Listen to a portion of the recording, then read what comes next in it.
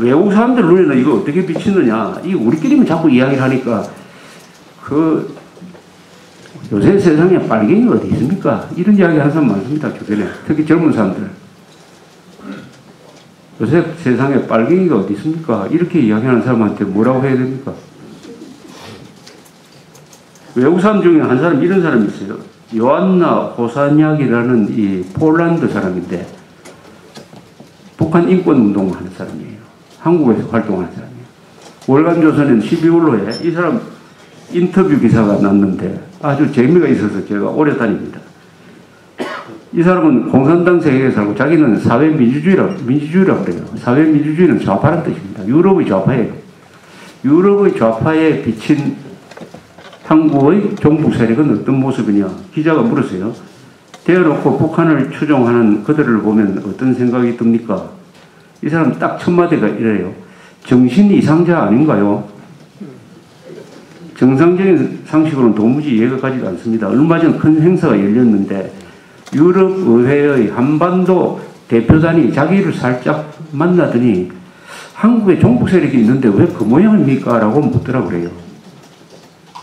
그러면서 이 여자분이 하는 이야기가 서양에서는 한국의 종북 세력은 김정일보다도 더 이상한 놈으로 비칩니다. 이렇게. 이게 아주 핵심이에요. 그죠? 김정일보다 더 이상한 게 남한의 종북 세력이에요. 그게 맞죠. 김정일은 그래도 지가 살기 위해서, 저 체제를 지키기 위해서 저렇게 거짓말하고 억지 부리고 천안함 폭침시키고 연평도 도발을 하는데, 이 종북 세력은 뭐 하는 인간들인지 모르겠다는 거 아닙니까? 저렇게 남한에서, 세계적으로 성공한 남한에서 살면서 그 대한민국을 욕하고 그 김정일을 도와주지 못해가지고 안달을 하면서도 북한에 가서 살겠다는 것은 단 한 사람도 없고, 그러니까 이건 김정일보다 더 못한 놈들이다, 이런 뜻이에요.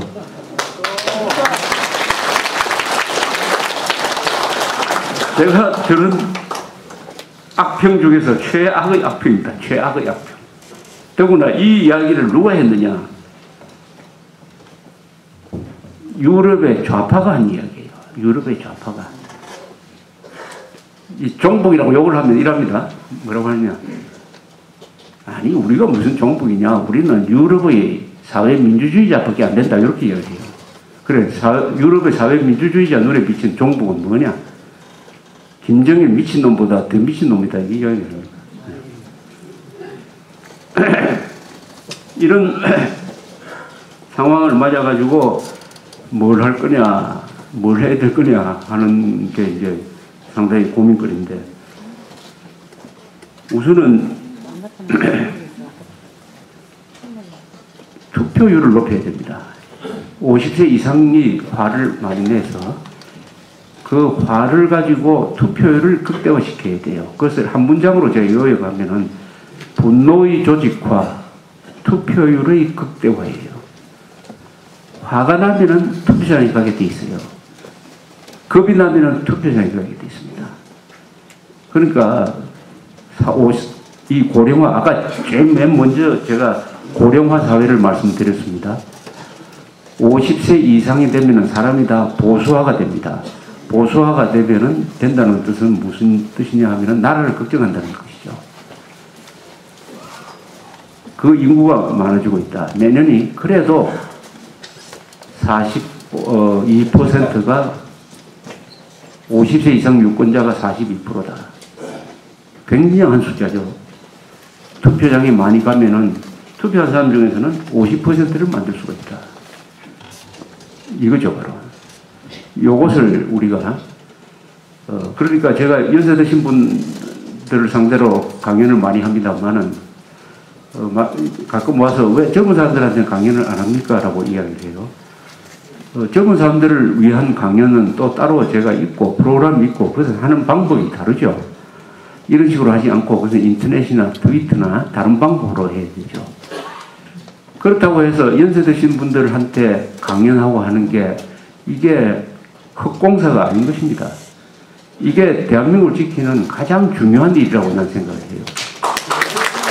50세 이상이 먼저 뭉쳐야 돼요. 50세 이상이 먼저 자각을 해야 됩니다. 50세 이상이 위기를 자각을 해야 돼요. 50세 이상이 다 안심할 수 있는 것도 아닙니다. 50세 이상 중에서도 천안함 폭침이 북한 소행이 아니라고 주장하는 사람들이 없는 게 아니에요. 다만 비율상 낮습니다. 비율상 낮아요. 또 다른 제가 통계를 말씀드린다면은 천안함 폭침이 북한 소행이 아니라고 생각하는 사람, 아니라고 이렇게 거짓말하는 사람들은 자기를 속이는 거죠. 또 속아 넘어가는 거죠. 이 사람들은 학력이 높은 사람들입니다. 고학력자. 어떤 통계를 보니까 제가 유심히 봤어요.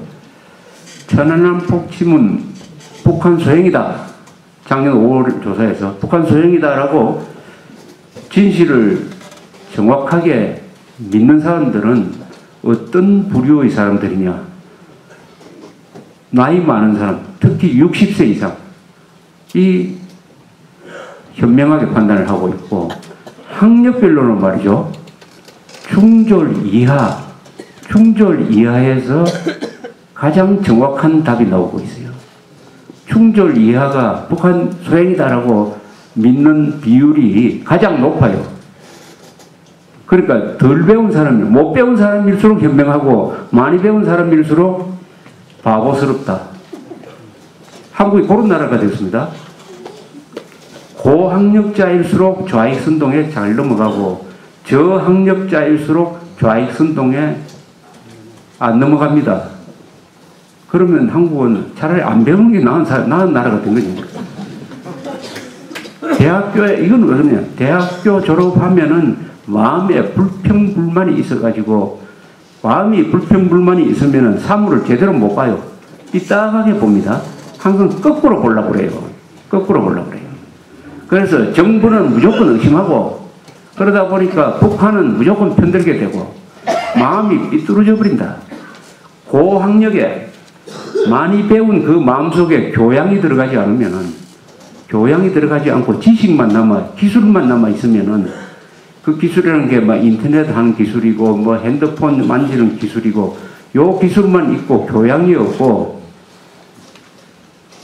도덕, 인문학적 지식이 빠져버리면은 사람이 흉기가 돼가지고, 이게 거만해지고, 고마움을 모르고, 적을 보고도 분노할 줄 모르고, 그러다가 보니까 거짓말을 믿게 되고 하는 사람을 우리가 대거 만들어냈어요.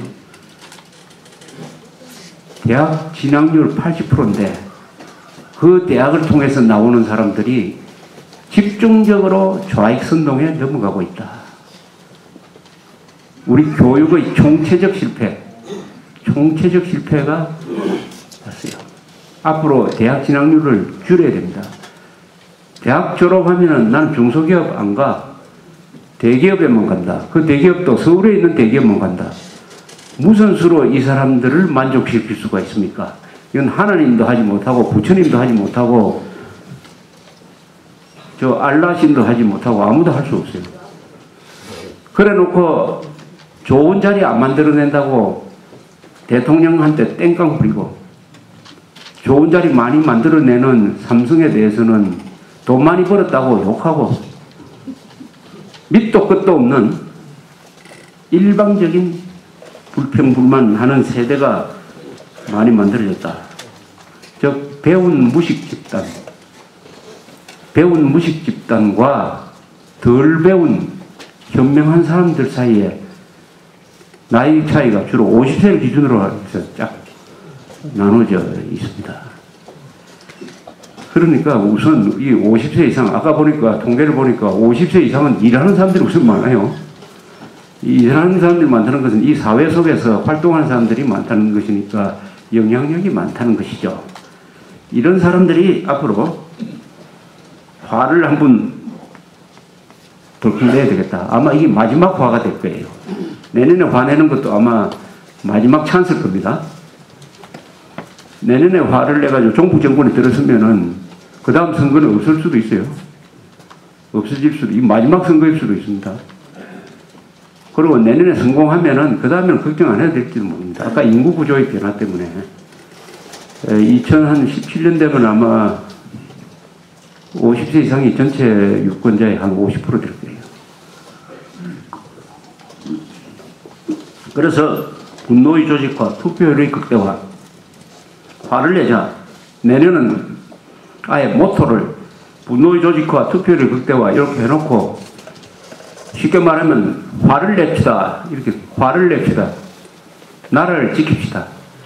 화를 내서 나라를 지킵시다. 이거죠. 화를 내서 나라를 지킵시다. 그래서 어떻게 하면 화를 내야 될지 그 기술적인 방법에 대해서 어떻게 하면 사람들이 가장 화를 내도록 만들까? 이걸 좀 생각을 해야 됩니다. 어떻게 하면 젊은 사람들이 화를 내도록 만들 수 있을까? 누구를 찍지 말자. 이 운동을 해야 돼요. 이런 사람은 찍지 말자. 지금까지 김정일이 하고 김일성 욕을 한 번도 한 기록이 없는 사람은 국회의원에 절대 안 찍어야 됩니다. 김일성, 김정일을 욕한 기록을 갖고 오라 이거예요.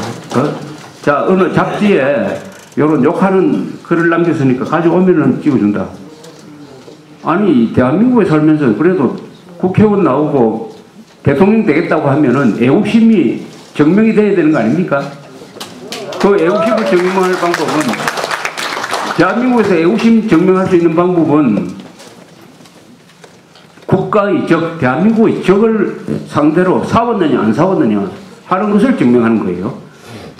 제일 쉬운 게 김일성, 김정일 비판한 기록, 그리고 북한 인권 문제를 외친 기록, 이런 거 없는 사람은 지금부터 만들어라 이거예요. 만들어라. 요게 제일 중요한 기준입니다. 적을 보고 악을 보고 화를 내느냐. 애국심이란 것은 사랑과 분노가 같이 있어요. 조국에 대한 사랑과 적에 대한 분노가 합쳐지면 애국심이 되는데, 그것을 증명하는 방법은 김정일, 김일성을 욕한 기록을 가져오라. 동시에 북한 동포들을 위해서 뭘 했느냐, 조국을 위해서 뭘 했느냐, 그것은 관로 안에 들어가는 문제고, 우선 김일성, 김정일을 욕한 기록이 없는 사람은 찍지 말자. 안철수라는 사람이 뭐 나올지 안 나올지는 모르겠는데, 이 사람이 그런 기록이 있느냐 싶어서 그 사람이 남긴 뭐 인터뷰, 연설, 책 다 뒤져봤어요. 한 번도 없습니다. 한 번도. 하나도 없어요. 천안함 폭침에 대해서는 아예 언급한 게 하나도 없어요. 북한의 그 강제 수용소 700만이 죽은 뭐 이런 거에 대해서 전혀 하나도 없습니다. 하나도. 그러면 제가 이 사람이 그동안 어디 한국에서 과연 산 사람이 맞느냐? 혹시 남태평양 통갈한 데서 살다가 온 사람 아니냐? 어떻게 한국에 살면서 이런 수가 있느냐 하고 지금 의문을 갖고 있습니다. 모르죠. 앞으로 시간이 있으니까 그 남는 시간 중에 또 열심히 또 애국을 할 수도 있습니다. 그런 가능성은 남겨놓고라도 하여튼 그런 사람들이 매우 많다. 매우 많으니까 우리는 연세 드신 분이 왜 나라를 구하는 데 앞장서느냐 하는 것은 분별력 때문입니다. 체력 때문이 아닙니다. 분별력. 세상을 살아오니까 험한 꼴 좋은 거 다 보니까 아, 누가 나쁜 놈이고 누가 사기꾼이고 누가 적이고 누가 동지라고 하는 것은 알게 됐어요. 그것은 역시 살아봐야 돼요. 그런 경험을 가지고 우리가 투표권을 한번 행사하자, 이런 이야기입니다.